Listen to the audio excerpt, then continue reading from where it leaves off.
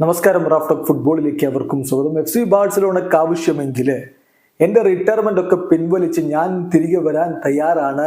മുൻ Barcelona goal കീപ്പറാണ് ഇങ്ങനെ ഒരു ഓഫറുമായിട്ട് രംഗത്തേക്ക് വന്നിരിക്കുന്നത്. മാർക്ക് ആന്ദ്രെ ടെർ സ്റ്റെഗന് പരിക്ക് പറ്റി 7 മുതൽ 8 മാസക്കാലം വരെ പുറത്തിരിക്കേണ്ടി വരും എന്നുള്ള വാർത്ത ഇപ്പോൾ സ്ഥിരീകരിക്കപ്പെട്ട് കഴിഞ്ഞല്ലോ. അപ്പോൾ പകരം ഒരു ഗോൾ കീപ്പറെ ബാഴ്സലോണയ്ക്ക് സൈൻ ചെയ്യണമെങ്കിൽ ഇപ്പോൾ ഫ്രീ ഏജന്റ് ആയിട്ട്, അതായത് മറ്റൊരു ക്ലബിലും ഇല്ലാതെ നിൽക്കുന്നവരെ മാത്രമേ കഴിയുകയുള്ളൂ.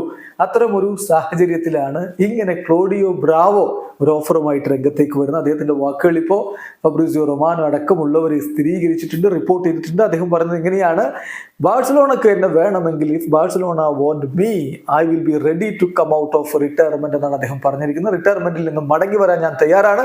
ബാഴ്സക്ക് വേണമെങ്കിൽ റിട്ടയർമെന്റിൽ നിന്നും മടങ്ങി വരാൻ അദ്ദേഹം തയ്യാറാണെന്ന് പറയുന്നു. ബാഴ്സ എന്ത് തീരുമാനമെടുക്കും ഈ കാര്യത്തിൽ എന്നുള്ളത് കണ്ടറിയണം. എന്തായാലും ക്ലോഡിയോ ബ്രാവോ 41 വയസ്സുണ്ട് അദ്ദേഹത്തിന്.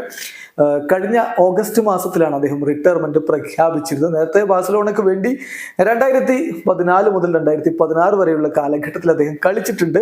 പിന്നെ മാഞ്ചസ്റ്റർ സിറ്റിയിലും റയൽ സോസിഡാഡിലും ബെറ്റിസിലും ഒക്കെ കളിച്ചിട്ടുള്ള ആളാണ്. ചിലിയൻ ദേശീയ ടീമിന് വേണ്ടി 150 അന്താരാഷ്ട്ര മത്സരങ്ങൾ കളിച്ചിട്ടുമുണ്ട് ക്ലോഡിയോ ബ്രാവോ. വാസ്റ്റ് എക്സ്പീരിയൻസ് ഉള്ള ആളാണ്. പക്ഷേ റിട്ടയർമെന്റ് ഒക്കെ കഴിഞ്ഞിരിക്കുകയാണ്. 41 വയസ്സുമായിട്ടുണ്ട്. അപ്പോൾ അദ്ദേഹത്തെ ബാഴ്സ സൈൻ ചെയ്യുമോ, തിരികെ കൊണ്ടുവരുമോ എന്നുള്ളതിന് സാധ്യത വളരെ കുറവാണ് എന്നാണ് പൊതുവെയുള്ള നിരീക്ഷണം. ഇനിയിപ്പോൾ മറ്റൊരു മാർഗമില്ലെങ്കിൽ എന്ത് നടക്കും എന്നുള്ളത് കണ്ടറിയണം. ഏതായാലും ഈ ഒരു ഘട്ടത്തിൽ ഇപ്പോൾ മാർക്ക് ആന്ദ്രെ ടെർ സ്റ്റെഗന്റെ ദേശീയ ടീമിന്റെ കോച്ചായിട്ടുള്ള ജൂലിയൻ നെഗൽസ്മൻ പ്രതികരിച്ചിട്ടുണ്ട് അദ്ദേഹത്തിന്റെ പരിക്കില്.